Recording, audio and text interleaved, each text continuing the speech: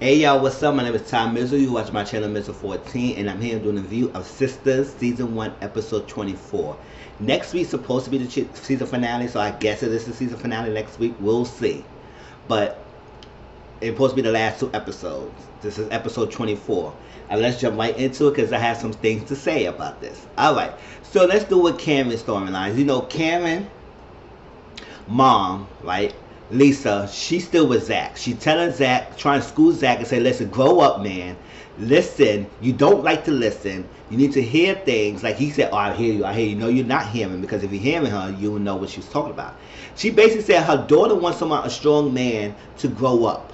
To grow up, to do things, to have ambitions for himself, to motivate, to do something better, to not to be settled for one thing for the rest of their life. Now, if you want to work in the airport, that's fine. You want to work in the airport, but apply yourself. Have your own place. Do something. Invest in something. Like save your money. Do things. Help with the house. It's like stop acting like a F-boy and do something and grow up. Now, not everyone is going to be able to own their own business. Yes, we want that. That's like the dream. That's like the NOBR. That's like the message. I don't want to ever tell everyone like, oh, to be better, successful in life, you just have your own business. No, you could be successful in life if you want to work for the rest of your life. To work hard and do what you got to do, but be a man about it.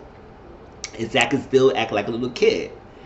And the fact that he don't want to hear somebody telling him to grow up, because he said, oh, I got a job. She said, so there, that's it.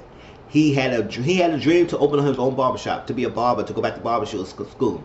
Now, he did say that he told Karen about that. Karen said, well, you won't be cutting hair in my shop. She said, so why she said that? He said, I don't know why she said that. I don't know why she would say that either, unless she wants, like, yes, you get a job in my shop, but you're not going to leech off my shop and stuff like that, and to be lazy and be under me. Because she said she don't want to be under him 24/7 and stuff. Home, work, stuff. Which I understand. I understand that. That's cool. But apply yourself. Like, if you want to go back to barber school and stuff like that and do things, have connections, and that's what you want, that's what you're going to get. A lot of people, you could make money in barbershop because people like to get their hair cut. A lot of people don't know how to cut their own hair. So it's money in that field if you know how to do it. And if you want to own your own shop, yes, apply yourself. Now, he saw going on that he can't do, he don't know, he hear her, I gonna do it. He was basically in his feelings. Just like a normal, insecure, immature boy. When you tell them something that they know is the truth, they get in their feelings and get upset and doing a pouty face. It's not going to work in this way. It's not going to work in this situation. So she had to get reinforcement. So she texts her boyfriend, a young guy, 34 years old. Oh, what's his name? Chris. Boyfriend named Chris, 34 years old. He just like with Zach. He didn't really have his family who grew up. You may know, I think his family, he was in foster care. Family didn't take care of him. Then he got locked up for a while. He got out 6 years ago. And from that time, he was able to own his own construction business and make $1 million a year. So when Zach heard that, he said, what? $1 million? Because at first, Zach was like, oh yeah, this is like a date. I don't want to hear nothing for you. I don't want to hear nothing for you. I said, you got to hear for someone. Like, you sitting there acting like you in somebody else's couch. Like this your damn house. Like, it's not yours. And so like that. So Lisa is with this guy. She like him. She said what? So it's an age difference. I can't be one man like that. It's just saying no. It's just, I don't know. But that guy says he's applied himself. He doing really well. He working hard. He own his business. And he got himself out of the trouble. Like, he probably won't be another statistics like everybody else. Like, oh, I get out of jail. Nobody gonna give me a chance. So that's it. So Zach little open up about that, especially with the money thing. He said, oh, tell me about it. So Lisa said, listen, I'm gonna leave. Don't wait me too long. I'm gonna take a shower. I'm gonna take a bath. Don't keep me up waiting. He's a good man. And Karen wants a man like that in you. She don't want you Aaron, because he's still hung up. Oh, she with old boy. She with old boy. Yes, for the time being, but she's there and she's holding back. She's still in love with you. And the fact that she's just waiting for you to grow up and be the man that she wants. But that's all. So Chris is gonna talk to Zach, and Zach when they want to know, can you help me out? Can you help me out? Can you let me know what's going on? Can you let me know? Can you school me? Because Chris said you gotta have connection. People like you, they will invest in you. So have that connection and do well, and you work out. You work from there. And I guess he gonna guide him step by step. So he gonna have an ally in his corner to help him move on. Now I don't think he will get his barbershop business out quickly and make that million so quickly, because it take hard work and dedication, something that Zach needs and he lacking. But we'll see how that goes. Now, jump ship to Cameron's house. Cameron and Aaron is continuing finish up their lunch, their dinner they had. He went to wash the dishes. She said, "Wow, I never had a man who want to wash dishes for me and stuff." And he asked her, he said, "You could talk about it. You brought up Zach during the dinner time, so you could talk about it." She said, "Nah, I already talk about it to my girls." He said, "Sometimes you need a man's perspective." So she went on, she said she can't motivate him. He working in his airport. She going to work on his airport all his rest of his life. It is what it is. She just can't motivate him.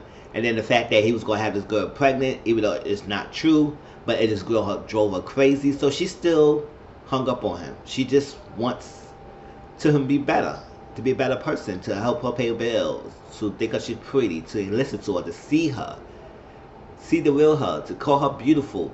All that stuff she wants. She wants to be safe. She wants security, financial security. She wants safe security. She wants all that from a man.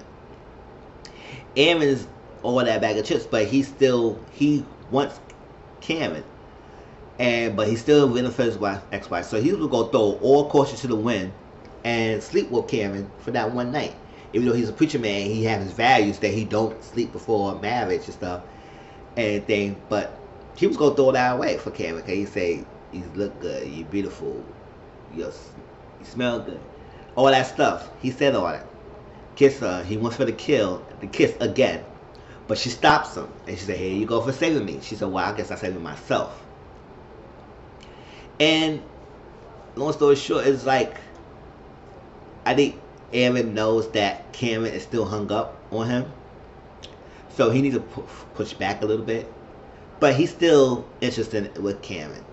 And Cameron is still trying to see this out. Because if Zach don't get his act together, she needs to move on. But she's still holding on to him. So that was that. So Sabrina came. Sabrina was knocking on the door. She was like, "Who is this? Who is that?" Sabrina came to the house and told her exactly what's going on. I'm going to explain Andy's situation, because I don't know, every week I'm getting really pissed off with this girl, Andy. Like, it's getting me aggravated with her storyline. But she came from the hospital and told Cameron exactly what's up. She saw Andy and Gary at the hospital. Jasmine looked beat up. See, like, Gary beat Jasmine up, which I think that's a lie. I think it set him up. They were setting him up.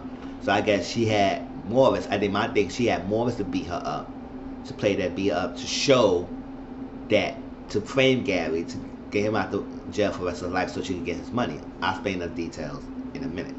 But she told Cameron about that, and she was like, she is going to go down the same path, and remember, we have to help her and save them since college. She said, Cameron said, "That's not the same thing."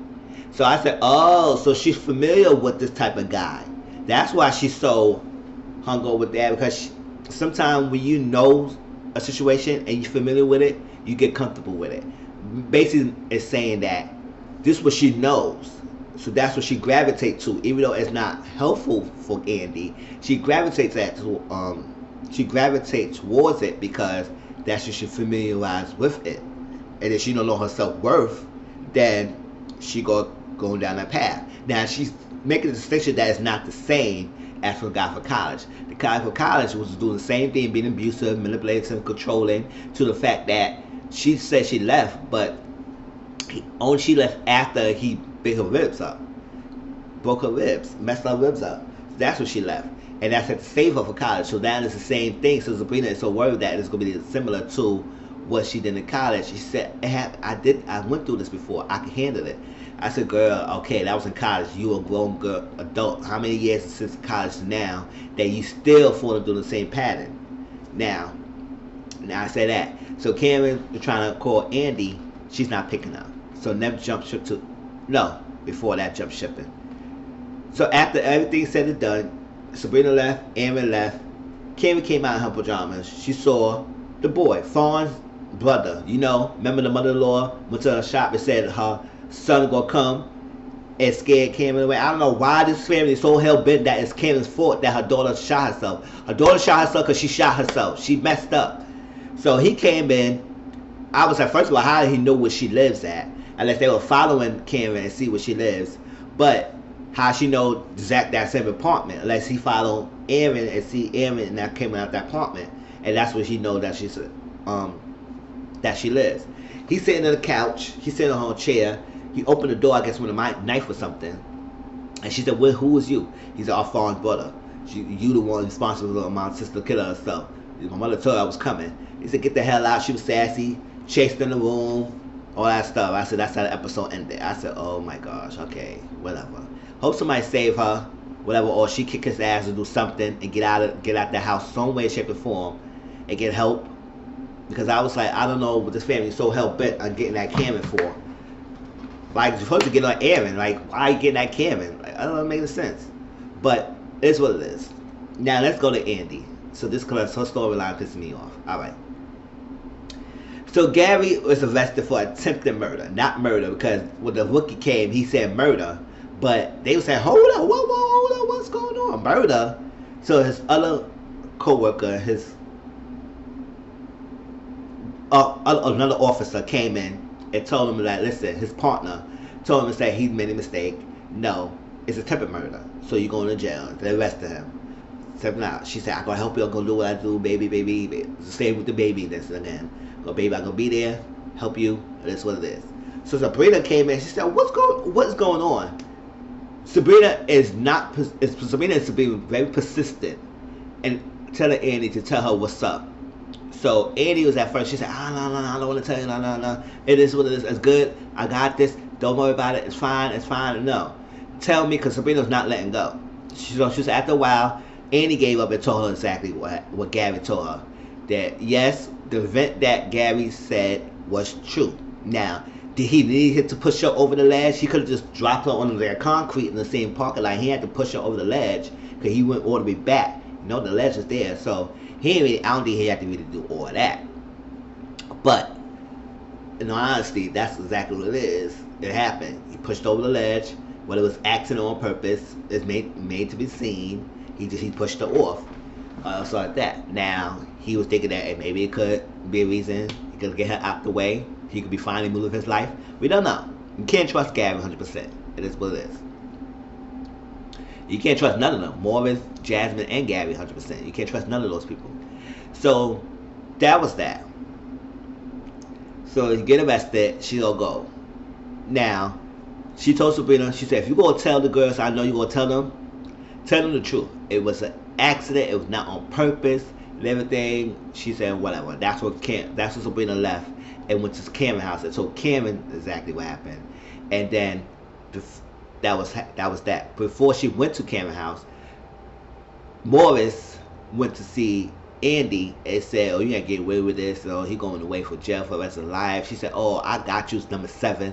He's at 7. He said, I don't want to deal with you. He went to see Jasmine. And now he came back. He said, Jasmine went to see you. Jasmine is all beat up on her face and her arms and stuff. I said, yo, she fell on her back. How the hell she got bruised up? That's how I was thinking that maybe Morris, she asked Morris to beat her to show that it could be worse than what it was, because she only fell on her back. So how the hell she got black and blue on her face? But she did tell him that, listen, this is what he gonna do to you. He gonna be very controlling. He gonna be very manipulative. He gonna know your every move. He gonna be very jealous of other men. He don't want you talking to other men and everything. And that's how he is. Now, we've seen that signs in Gary. So he is not that innocent. But the fact that Jasmine and Morris are not innocent either. So they always playing the game. This little twisted game with Andy. And Andy's the freaking casualty who let herself be in this middle of the web. And she should have got herself out of it a long time ago. But she didn't. So, said be up. Well, she's somewhat half truth. She's telling the truth in some aspect of that. He is a very controlling, manipulative, and jealous type of person. We've seen that. We've seen that throughout the whole season. So, it's not like she's saying anything that's messed up. So, Jasmine saw Sabrina, the girl who watching, and she said, who's that? That's a friend. And she was yelling out, he gonna beat her, he gonna do this, he done that. So Sabrina said, it's a college. So Andy started crying. She said, it's not the same. I got her. So like that, leave me alone like that. I was like, girl. So now we're saying, now we know why she's so or hook on to Gabby because she went through this before. And sometimes abuse people gravitate to people who's all more abusive or controlling, and they know that's the type of nature they know. They don't know any better because they don't haven't seen any other positive representation of a healthy relationship. So she think that's all good, healthy. As long as she loves them, it should be fine. No, it takes more than that. The fact that you left out of college because the guy, after the guy beat your ribs in, you don't want to get to the point that Gary gets to that point. Right now, he's showing controlling, manipulative, abusive relationship, motion of abusive aspects towards you. We all seeing it, and you see the signs. But yeah, you hung it on to it because it's not worse yet. Don't let till get to the worst part for him to hit his hands on you. We don't want to see that, Andy. So that was that. So she going through all this. So she left and went to go see Gary. Now, everybody at the station know who Andy is because they know the picture, they know the name, all that stuff. Came in. Gary came in. Now, sit down and talk and everything. She said she gonna get him help. He was so hell-bent not trying to get that guy, but he said, you know what, he got no options because he don't have no friend lawyer that he said he claimed he had. He had a friend lawyer. That he said, did my business partner contact you? I said, what her business partner got to contact her for? Basically, he want to transfer his money to her account. I said, that is not a good idea because Jasmine had access to his account. So he trying to transfer the money over. I said, Andy, don't do that. Don't do that. I don't trust this guy 100%. Why would we need an account number to do that? Like, come on. And she said, okay. He said, you love me and all that stuff. She said, I love you. And she looked like she's scared of him. And I said, she looked like she don't want to piss him off, but looked like she was scared. But at the same time, she don't want to leave. I said, it's confusing with this girl. So she went out the door. Leslie called her. She said, I need to see you. I need to come down to this bar. I need to tell you things. All right, she gonna go. Then the business partner called back. She answered that. She said, all right, yeah, he told me. I gonna email you my account number. I said, that's a dumbass idea. You don't tell nobody. You don't even know who this guy is to email your account number. He could take your money. He could take your money. I don't know. I don't know. I really don't trust that at all. So she went down to the bar. She talked to Leslie. Leslie told her everything. Jasmine and Morris been having an affair for a year. They're trying to get out the marriage, so they planned this attack. But they know that Gary had a lot of money, but they don't know how. They need something on him until you came along, and that was their ticket, their meal ticket, because they know you was a lawyer. So then that was gonna get out of. That's how they're gonna get out of it with a big settlement. Now that's when Morris came up with that big settlement to get it. But I guess Bellamy denied the settlement, but he said he gonna take them to court. He pursued them to. He told them to sue to do the charges. But since then we found out, all right, there we go. Go to Leslie. When we find out that Bellamy is in on it. So Morris and Bellamy had that little exchange. He's trying to let's play Andy. Maybe they did give Morris the money, but Bellamy played it off like he didn't get the money to get Andy to drop her guard and everything on stuff. So he's in on the thing because he had a major debts, and if he go along with it, he don't have to pay no malpractice suits or whatever money he had to pay. So he is part of the plan. And now this cheating rumor, this cheating with Gary and stuff, that was their meal ticket, so they could get that to drown Gary. But Gary's not out of the woodwork because something he's doing so suspicious. So why the hell order something he wanted to transfer his money, all the money to her account? That is tricky because now that the guy, her business partner, got her account number, he could take her money and ran on with it and just play Andy for the filth. Don't want her to work. That's the same thing that Gary said. He don't want her to work. He said, I could take care of you. I could do this, all that stuff. So Leslie gave Andy evidence and said, listen, if you need me, I can be there by your side. Like, I help you. She said, I don't need anything help you. I don't need anything from you, but thank you for the evidence. I said, girl, yes, she's a little thirsty lesbian, so like that, but you gonna need her in your corner. You need an ally in your corner, and Leslie's gonna be there for you because she had attraction to you, but she don't want you to go down, and she telling you all this information because she got fired. She letting you know, so take her help, do it. And then next week we see that she called Andy and told her don't trust him, and we don't know. If she already told Andy don't trust Morris and Jasmine, who else she will say it? It's basically Gary. Don't trust Gary, and we all know not to trust him, but this is what it is. But that was Sistas, y'all. Please like, comment, subscribe to my channel. Tell y'all how y'all feel about this episode, and I'll see y'all on next week, alright? Peace.